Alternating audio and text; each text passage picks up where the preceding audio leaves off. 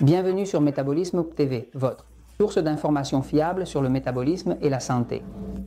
Aïe, miraculeux. Je suis Franck Suarez, spécialiste en obésité et métabolisme, et aujourd'hui je veux parler, car on m'a posé des questions sur métabolisme.tv, et vous pouvez écrire et poser des questions sur les propriétés de l'ail.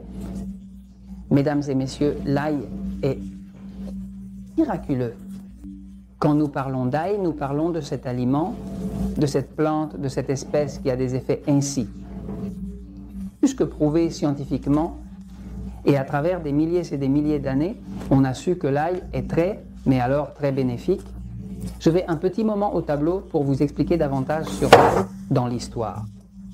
Les historiens nous racontent que les Égyptiens, les anciens Égyptiens, en donnaient tous les jours ail à leurs esclaves, et ils le faisaient très intelligemment parce qu'ils avaient remarqué que s'ils nourrissaient leurs esclaves, qui étaient ceux qu'ils utilisaient pour construire les pyramides, c'était des esclaves qu'ils utilisaient. S'ils leur donnaient au roi ou 4 gousses d'ail par jour, ils les gardaient en bonne santé et pouvaient continuer à les utiliser. Donc, l'ail a une histoire très riche. Donc, en matière de guérison, même le maître Hippocrate, père de la médecine, en l'an 456 avant Jésus-Christ, utilisait l'ail pour traiter le cancer de l'utérus, c'est-à-dire que le cancer de l'utérus chez la femme, il utilisait l'ail. Pour cela, il est curieux que 2000 ans plus tard, on découvre que l'ail en lui-même, il a des qualités anticancéreuses dans certains types de cancers, et l'une de celles qui a ces qualités précisément dans les cellules du cancer de l'utérus, donc cette observation que faisait le maître Hippocrate, le père de la médecine, là-bas en 456, là-bas en 456 ans, avant Jésus-Christ, c'était donc une bonne observation, très logique. Regardez, l'ail a des qualités antifongiques. Cela veut dire qu'il tue les champignons. Nous, par exemple, qui travaillons au sein des systèmes Natural Slim dans différents pays, nous travaillons avec des suppléments. Pour nettoyer le champignon candida, qui est un champignon, eh bien, l'un des suppléments contient un composé très concentré d'une forme d'ail qui est très concentré en son agent actif qui s'appelle l'allyle. L'allyle est l'agent actif de l'ail qui est bien fongicide. Et donc, on utilise un ail bien concentré en combinaison avec d'autres suppléments comme l'origan et d'autres pour, d'une manière naturelle, tuer le champignon candida et nettoyer le corps de ce champignon. Et quand le corps se nettoie des champignons, eh bien la personne a un bon métabolisme, on maigrit facilement, la sinusite disparaît, les migraines, les démangeaisons de la peau, tout cela disparaît quand on nettoie le champignon candida et l'un des agents principaux. C'est pour ça qu'il y a l'ail de Parre, oui c'est antifongique. Maintenant, l'ail a aussi des qualités antibiotiques. Antibiotique veut dire qu'il tue les bactéries. Par exemple, pendant la Première Guerre mondiale, la pénicilline n'avait pas encore été découverte, et quand une personne devait être amputée ou était amputée, eh bien, pour éviter une gangrène ou quelque chose qui s'infecterait, ce qu'il faisait, c'était frotter de grandes quantités d'une pâte d'ail, et l'ail contient à l'intérieur un agent, l'ail, qui est notamment une source principale de soufre.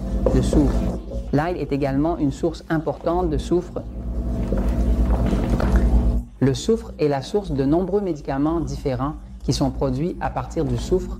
Le soufre, à l'intérieur du corps, subit une transformation grâce aux enzymes naturelles et devient antifongique, antibiotique.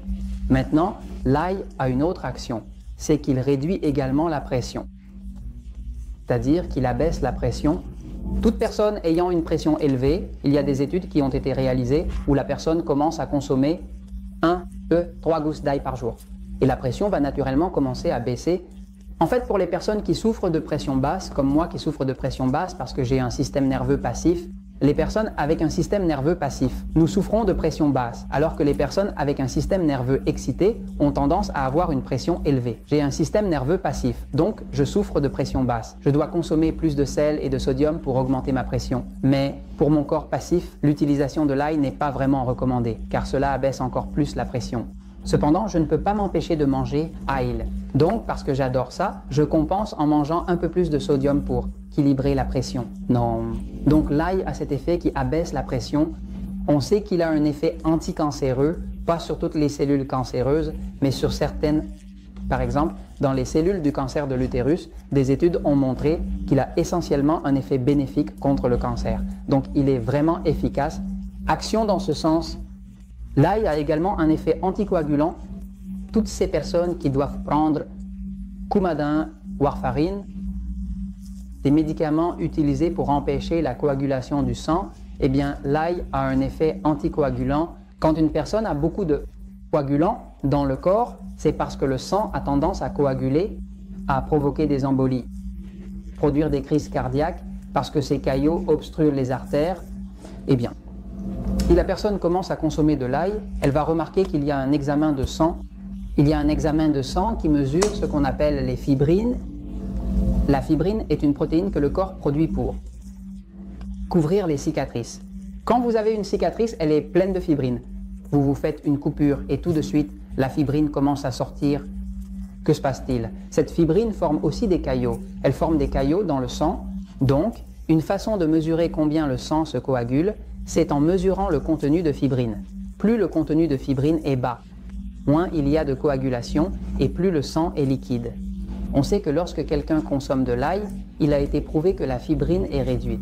Par conséquent, cela rend le sang plus liquide, pénètre dans plus de zones, moins de risque de caillots causant une crise cardiaque. Maintenant, il y a des études qui ont été faites sur le sujet de l'ail. L'ail, en soi, est très médicinal, comme cela a été démontré. Par exemple, il y a une étude réalisée par le docteur Arun Noria du Tagore Medical College à Udaipur, en Inde.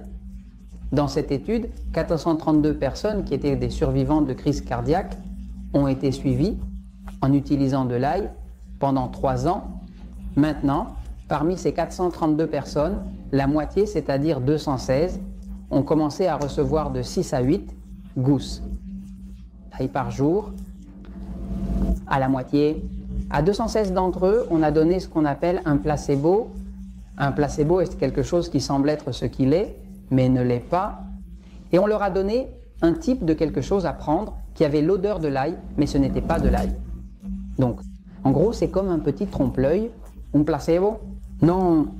Alors, on a observé ces 432 personnes, celles qui ont consommé de l'ail, pendant 3 ans. Ils ont eu 32% de moins de crise cardiaque, c'est-à-dire de récidive de crise cardiaque. Et ceux qui ont vraiment consommé de l'ail, qui prenaient de 6 à 8 gousses par jour, ils ont eu en moyenne 45% de moins de décès que le groupe qui consommait le placebo, qui n'avait qu'une odeur d'ail en comparaison. Donc c'est sûr que l'ail est quelque chose de miraculeux, c'est quelque chose de très médicinal, c'est quelque chose qui est antibiotique, qui réduit la possibilité de cancer, qui fait baisser la pression, qui a un effet antibiotique et est très très recommandé. Il se peut que l'ail ne soit pas très romantique pour les bisous, ce genre de choses, mais en réalité, c'est très bénéfique.